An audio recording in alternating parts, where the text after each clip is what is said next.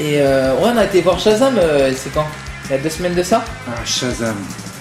Eh ben, je l'ai mis sur mon compte Instagram. J'ai fait un mea culpa parce que franchement, dès le début, quand Shazam est apparu, machin, etc. Et il est témoin, j'étais pas très convaincu du truc. Et je me disais, ah, encore un film à la con, machin, etc. Et en fait, j'ai bien kiffé. Voilà, et je retire tout ce que j'ai dit. Mais t'avais rien dit. J'étais sceptique. Voilà, j'étais sceptique. J'ai pas dit non plus que c'était de la merde, mais je dis jamais ça. Il était pro Capitaine Marvel, j'étais pro Shazam. Voilà. Alors que les films n'ont rien à voir. En fait, ils ont bien réussi leur truc, c'est qu'ils ont mis en concurrence enfin, dans le sens où ils ont sorti en même temps, quoi. Pratiquement en même temps, donc forcément, il y a Marvel qui sort un film, DC Comics qui sort un film, forcément, tu te dis, ah, il y a la concurrence. Et forcément, toi-même, moi en tout cas, je me suis dit, lequel des deux est le meilleur.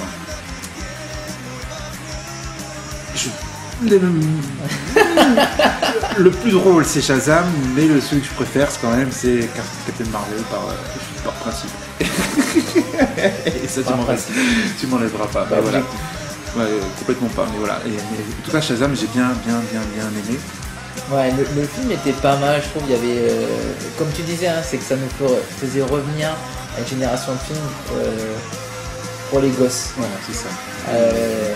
Comme les Goonies, tu avais dit les Goonies, où c'est une aventure, c'est des gamins qui sont embarqués dans une aventure et les adultes ne sont pas concernés du tout. C'est ça.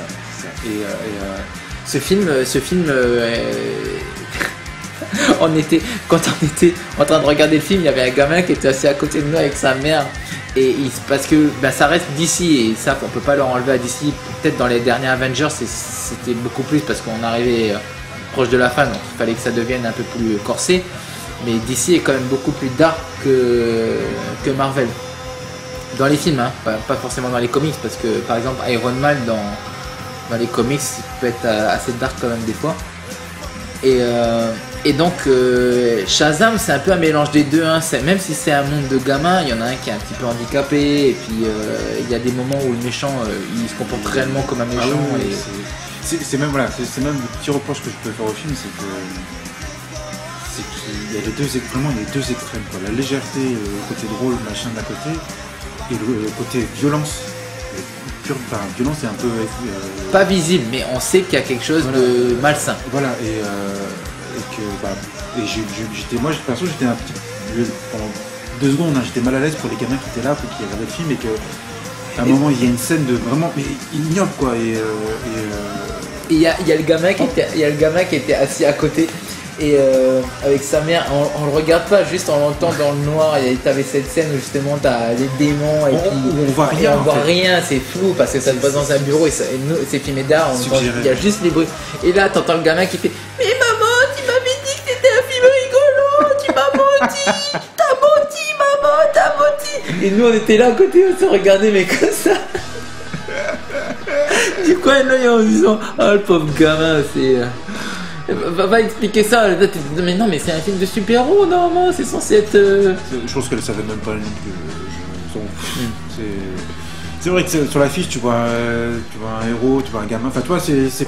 Ouais, mais à la limite, ça compense suffisamment parce que le héros a l'air tellement genre kitsch et t'as envie de lui mettre une gifle parce qu'il a juste la tête du super-héros over the top.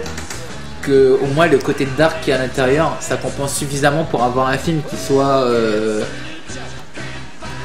Appréciable. Oui.